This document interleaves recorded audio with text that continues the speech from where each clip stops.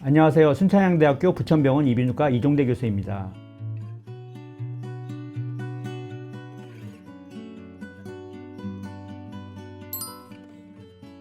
이제 난청이라고 하면 쉽게 생각하면 잘 안 들리는 거잖아요. 근데 잘 안 들리는 게 이제 정도에 따라서 좀 틀리잖아요. 그러니까 예를 들면 조그만 소리를 못 듣는 거, 정도 난청이라고 하고, 조금 중간 소리 못 듣는 건 이제 중등도 난청. 큰 소리도 못 듣는다. 그럼 이제 고도 난청이고, 심도 난청이라고 해서 아예 소리를 못 듣는 거고요. 또는 이제 난청에 잘 못 듣는 것도 있지만 들리기는 하는데 무슨 소리인지 못 알아들어요. 그것도 난청이에요. 그리고 난청의 이제 종류를 말씀드리면 귓바퀴부터 웨이도 통해서 고막, 그 다음에 이소골까지 문제가 있을 때를 소리 전달이 안 된다. 이렇게 하는 걸 이제 전음성 난청이라고 하고요. 노인분들 못 듣는 이제 노화성 난청에 해당되는 건데, 그거는 이제 달팽이관이나 신경 또는 이제 뇌로 전달되는데 피질까지 문제가 있는 거를 감각신경성 난청 이렇게 얘기합니다. 신경이 문제가 생기면 소리에 왜곡이 발생하거든요. 그래서 이제 말을 알아듣는데 무슨 말인지 정확히 못 듣는 거예요. 감각신경 난청일 때 특히 말은 들리는데 무슨 소리인지 못 알아듣는 경우가 많아요. 전음성 난청은 소리 전달이 안 되는 거니까 귀지가 있어서도 안 들릴 수 있고요. 또는 웨이도염, 귀 바깥에 있는 염증, 많이 들어보던 중이염, 대표적인 전음성 난청의 원인이고요. 감각신경성 난청의 원인은 제일 흔한 게 노화, 또 하나는 소음, 외상, 또는 이제 약물 같은 경우도 예를 들면 결핵약의 일부 약은 또는 항암제 이런 약은 귀 독성을 일으켜서 신경성 난청을 일으키기도 합니다. 과거에는 전음성 난청이 더 많았다 그러면 지금은 중이염으로 인한 난청보다는 신경성이거든요. 항생제 발달되고 그러면서 어렸을 때부터 약을 잘 쓰기 때문에 염증성 질환은 우리가 많이 감소하고 있거든요. 소음 환경으로 인한 난청, 그게 더 많아지는 것 같습니다. 소아 같은 경우는 주로 이제 전음성 난청, 중이염이 잘 생기니까 그런 게 많고,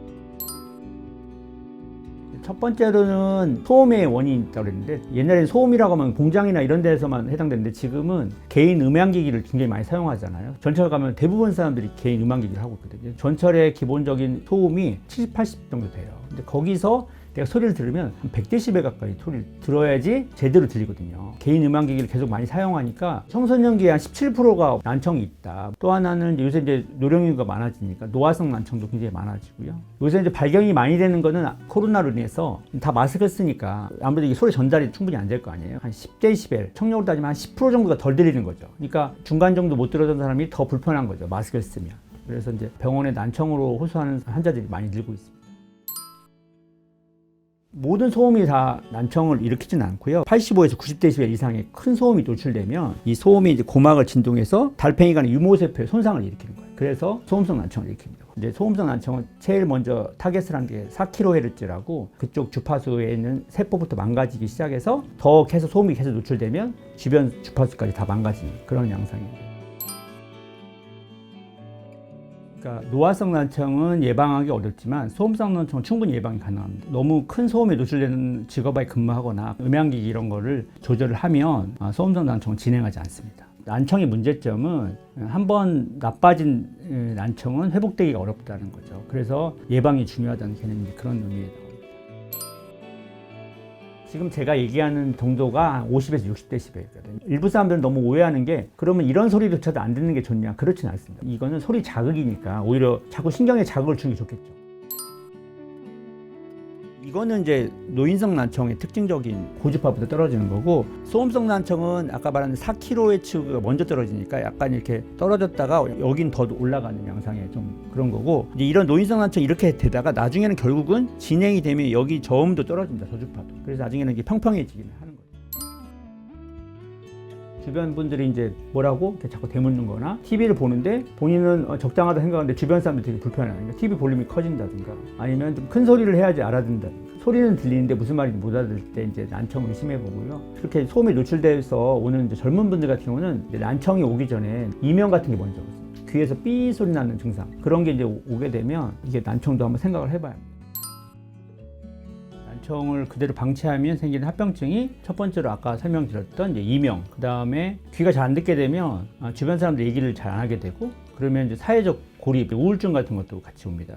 최근에 이제 많이 연구가 되고 있는 게 난청으로 인해서 인지장애나 또 치매까지 위험성이 높다, 그런 보고가 많거든요. 자꾸 언어 자극이 없으니까 축두엽이라고 청각 피질이 있거든요. 그쪽이 자꾸 퇴화되는 거죠. 그런 부분도 가치 기능이 떨어진다, 그렇게 이제 설명이 되고 있습니다. 실제로 외국 사례 보면 조기에 보청기를 적극적으로 착용한 분들이 치매 위험성이 낮다 이런 보고가 있거든요. 보청기도 조기에 착용을 해야지 충분히 너무 많이 나빠져서 보청기를 착용하면 그 효과가 떨어지는 경우가 굉장히 많습니다.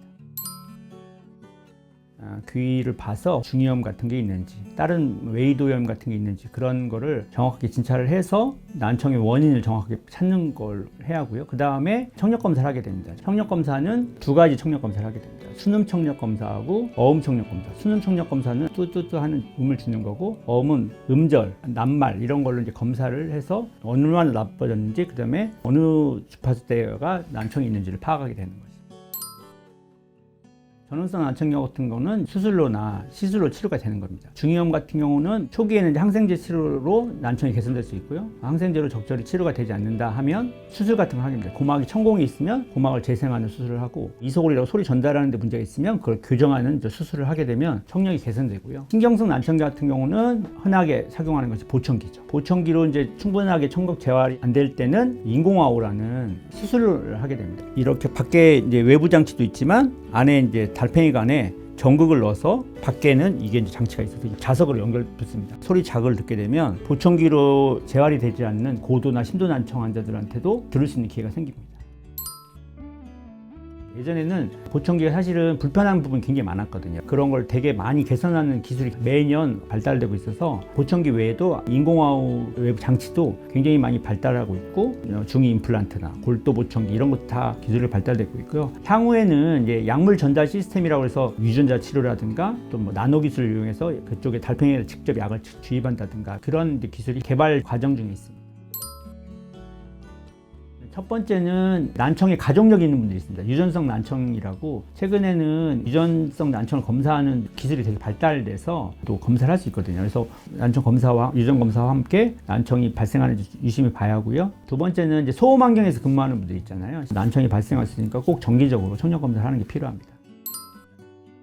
제일 중요한 거는 소음에 노출되는 걸 막아야 하고요. 그래서 특히나 요새는 이제 개인 음향기기 사용을 잘 조절해야 합니다. 그래서 개인 음향기기 사용을 가급적 1시간 이내로 줄여라. 그 강도는 한 60% 이내로 줄이는 게 좋다. 권고하고 있습니다. 근데 이제 뭐 직업적인 측면이나 이런 걸로 꼭 음향기기를 해야 하는 분들 같은 경우도 한 1시간 정도 사용하려면 50분 정도 쓰고 10분은 좀 쉬게 하고 그렇게 하는 거가 필요하고요. 흡연하고도 연관이 있기 때문에 금연하는 것도 필요하다. 지압이라고 해서 그거가 난청을 예방할 수 있다. 그거는 사실은 의학적으로 설명은 안 되는 것 같아요. 왜냐면 그게 뇌의 혈류를 지압을 한다고 해서 혈류가 증가되거나 그렇지는 않은 거거든요. 달팽이관으로 가는 혈류는 뇌에서 가거든요. 혈관이 굉장히 얇아요. 밖에서 지압을 한다고 해서 그쪽에 혈액순환이 잘 된다든가 이렇게 설명하기가 좀 어렵다는 거죠. 내가 잘 안 들리면 그걸 이렇게 모른 척 하는 사람이 있어요. 그렇게 자기가 안 들려요 하는 거를 약간 창피해 하시는 분들이 있습니다. 난청이 의심되면 정확히 이비인후과에 와서 난청의 원인을 정확하게 찾는 것이 중요하고요. 또 두 번째로 꼭 얘기하고 싶은 건 치료 시기가 되게 중요하다.